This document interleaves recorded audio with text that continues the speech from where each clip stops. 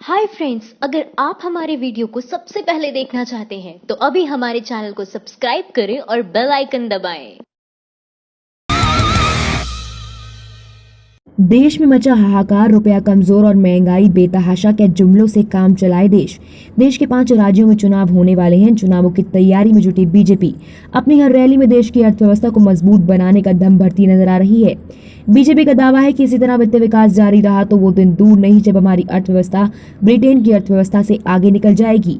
लेकिन बीजेपी के इन दावों में कितनी सच्चाई है, इसका अंदाजा इसी बात से लगाया जा सकता है कि हमारी अर्थव्यवस्था जो हाल ही में फ्रांस की अर्थव्यवस्था से आगे निकल गई थी, वो रुपए के स्तर में लगातार जारी गिरावट और शेयर कीमतें घटने से पीछे हो गई।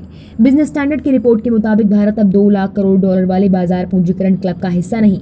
रुपए में कमजोरी और शेयर की कीमतों में गिरावट से देश की बाजार कीमत घटकर 1.98 लाख करोड़ डॉलर रह गई, जो जुलाई 2017 के बाद का निचला स्तर है। भारत का बाजार पूंजीकरण इस साल की शुरुआत के 2.47 लाख करोड़ डॉलर के सर्वोच्च स्तर से 20% फिसला। इसके बावजूद बीजेपी अपनी तमाम रैलियों में अर्थव्यवस्था में बढ़ोतरी के मामले में अपनी पीठ थपथपाती ही नजर आ रही है। रुपए के स्तर में गिरावट को देश की गरिमा से जोड़कर देखने वाली बीजेपी अब रुपए में गिरावट को देश की अर्थव्यवस्था के लिए फायदेमंद बता रही है। हैरानी की बात तो यह है कि बीजेपी कांग्रेस पर हमला करते हुए दावा कर रही है कि कांग्रेस ने शासनकाल में महंगाई अपने उच्चतम स्तर पर थी। बीजेपी जनता को ये बता रही है कि उनके सत्ता में आने के बाद से महंगाई पर लगाम कस दी गई। ये दावा बिल्कुल उसी तरह जैसे उजाले में ये दावा किया जाए कि रात है, पेट्रोल डीजल की कीमतें आसमान छू रही हैं और ये बात किसी से नहीं छिपी। जनता तेल की बढ़ती कीमतों की मार झेल रही है। देश भर में इस महंगाई के खिलाफ प्रदर्शन चल रहे हैं, लेकिन फिर भी जनता के बीच बीजेपी का ये कहना साहस है कि उनसे महंगाई को कम हो गया।